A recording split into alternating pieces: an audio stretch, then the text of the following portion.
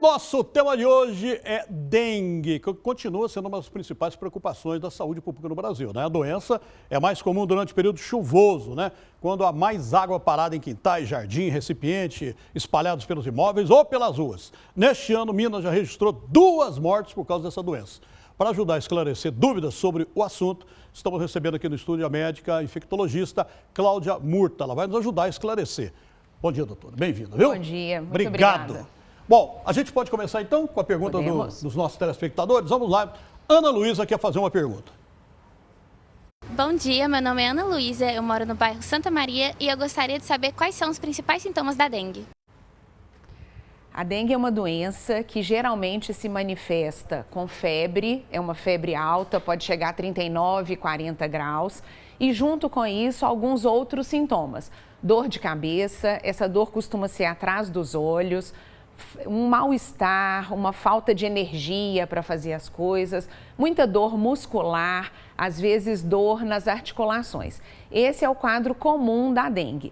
A maioria das vezes, esse quadro se resolve dentro de alguns dias, mas a dengue pode evoluir com quadros mais graves, com outros sintomas que aí a pessoa precisa ficar mais atenta ainda. Significa que a dengue está saindo daquele quadro leve e indo para um quadro mais de alarme. E esse quadro de alarme, ele vem com vômito, dor abdominal, a febre que tinha diminuído volta a aparecer e aí então existe o risco de evolução para esses quadros mais graves. O que o mosquitinho não faz na vida do caboclo, hein, rapaz? O que um mosquitinho não faz na vida de uma pessoa? Bom, chegou uma pergunta pelo nosso WhatsApp também, tá? É do Rodrigo. Vamos ver. Rodrigo, ó, tem uma dúvida sobre a dengue. Por que algumas pessoas desenvolvem a forma grave da doença, enquanto outras apresentam apenas sintomas leves?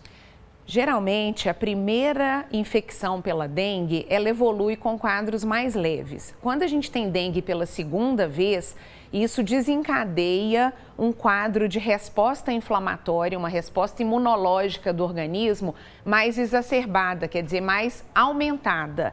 E aí, com isso, a pessoa desenvolve um quadro mais grave. É importante a gente entender que cada organismo reage de uma forma.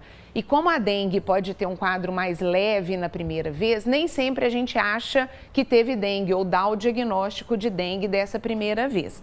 São 4 vírus que causam a dengue, o dengue 1, o 2, o 3 e o 4. Se eu tiver dengue pelo vírus 1, eu adquiro uma imunidade contra esse vírus. Mas se o mosquito me picar depois com o vírus 2, ou 3, ou 4, aí eu posso fazer um quadro que é mais grave do que aquele primeiro. Muito bem. Agora a Carmen quer fazer uma pergunta também. Bom dia, meu nome é Carmen Eugênia, eu sou psicóloga aposentada, moro na Sagrada Família. E eu gostaria de perguntar quais são as possíveis complicações da dengue, principalmente para a pessoa idosa. Aí. Os idosos, o que a gente tem visto no Brasil, o monitoramento dos casos é que, infelizmente, eles evoluem muitas vezes com quadros mais graves. Isso leva a gente a pensar naquilo que eu expliquei primeiro. A dengue pode ter um quadro mais leve, mas num segundo momento, né, ela começa a melhorar, depois a febre volta e aí nesse segundo momento os idosos, como as outras pessoas, isso acontece com os mais jovens também, inclusive com crianças, a gente vai para os quadros que a gente chama de quadros de alarme, em que tem dor na barriga, dor abdominal, vômito, mais prostração e nessa fase a gente pode evoluir com mais alterações do hemograma, do exame de sangue, em que a gente tem aí uma baixa de plaqueta, muitas vezes uma baixa de pressão, então quem tem pressão, por exemplo, de 14/8, cai uma pressão para 12/7, para 10/6, então essa baixa da pressão arterial. As pessoas podem desenvolver inchaço e esse líquido ele pode ficar dentro do abdômen, dentro da barriga, mas também pode ter um derrame nos pulmões e mais evoluindo, né, para quadros que a gente chama de dengue hemorrágica, aí são os fenômenos de sangramento. Às vezes um sangramento ao escovar os dentes, mas a gente pode ter também sangramento na pele e nos quadros mais graves até hemorragias intestinais ou gástricas. Quer dizer, o negócio é muito sério. Tem outra pergunta agora, é da Dora. Vamos lá, Dora. Bom dia, Mauro. Eu tive chikungunya em março de 2024. Até hoje não consegui um tratamento adequado. Fiquei com sequelas. Tomo remédio para dor, mas não tenho um tratamento correto. Gostaria de saber se um dia essa dor vai passar. Você falou que o mosquito é danado. É. O mesmo mosquito que transmite a dengue transmite chikungunya, né? Chikungunya tem uns quadros um pouco menos graves em termos de mortalidade, mas infelizmente alguns quadros ficam com essa dor nas articulações, uma dor nas juntas. Pode ser no joelho, nos pés e infelizmente essa pessoa, né, que fez aí a nossa pergunta tem um quadro mais arrastado. Essa dor deve passar sim, mas a gente tem esses quadros de duração de meses, às vezes mais de ano. Ele precisa procurar um médico que tenha experiência para tratar chikungunya, porque além de medicação para dor, muitas vezes a gente usa medicações para bloquear o processo inflamatório. Mas essas medicações têm que ser avaliadas e prescritas por médico. Às vezes a gente precisa até de um reumatologista para tratar dessas dores. Mas tem tratamento. Muito bem.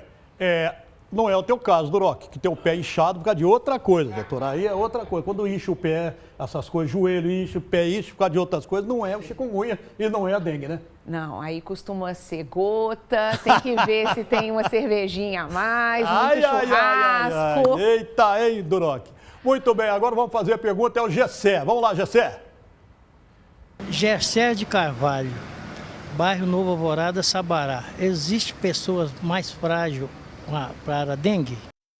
Boa pergunta, né? Boa pergunta. A gente sabe que qualquer pessoa pode ter um quadro grave de dengue, mas existem pessoas que estão mais susceptíveis. Então, os idosos podem ter um quadro mais grave, crianças e adolescentes também, mas infelizmente a gente vê pessoas saudáveis de 30, 40, 50 anos que também fazem quadro grave. Por isso é importante que todo mundo dê atenção para a doença. Não é porque eu sou saudável e sou jovem que eu não vou dar atenção e não vou me cuidar.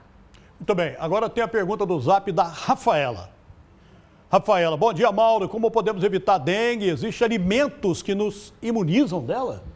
Infelizmente, não. Não, né? Não tem nenhum tipo de alimento que faça com que a gente fique imune a essa doença. O que a alimentação faz é que a gente tenha um quadro melhor do nosso sistema imunológico. Se a gente cuida da nossa saúde, no geral, a gente estará melhor. E isso ajuda a enfrentar doenças, não apenas a dengue. O que a gente precisa fazer, então, é alimentação saudável, exercício físico. Muito importante quando a gente tem um quadro de infecção, não apenas da dengue, mas em especial da dengue, é hidratar bastante, beber bastante líquido para ajudar o organismo a se equilibrar, tá? Em relação à imunização, existe vacina, mas alimentação, não. Beber água. Água, viu? Agora a última pergunta, doutora, é da Alessandra. Vamos ver. Bom dia, meu nome é Alessandra, trabalho aqui na Floresta. Mauro, tudo bem? Eu queria saber qual que é o tratamento mais eficiente para a dengue. E, doutora? Não existe remédio específico para matar o vírus da dengue. Então, o tratamento ele é de suporte, ou seja, sintomático. Eu tenho que dar condições do meu organismo se recuperar. A primeira coisa, beber bastante líquido. E aí, quando a gente fala bastante, 3 litros de líquido, né? Água, suco, chá, limonada, um isotônico, água de coco, para a pessoa se hidratar. Tomar medicação para febre e é importante evitar anti-inflamatórios e remédios à base de ácido acetil salicílico, porque esses dois tipos de medicação acabam tendo um risco de alterar as plaquetas. Então, tomar medicação para dor, fazer repouso e se tiver algum sinal de alarme, como eu já falei, ou se você não está melhorando, procurar assistência médica. Em especial, as pessoas que já tenham algum problema de saúde, alguma comorbidade, né? Quem está grávida, os idosos. Então, não ficar em casa passando mal. Porque se a gente vai para o hospital, pode ser necessário tomar um soro, isso ajuda muito o organismo a se recuperar e, além disso, a gente fazer os exames de sangue necessários. Então, pessoal, para não sofrer o negócio é a prevenção. Doutora, muito obrigada pela sua participação, pelas informações, viu? Obrigada. Muito obrigado, tenho certeza que foi de grande valia para os nossos telespectadores. Muito obrigada, obrigado, um abraço. Viu?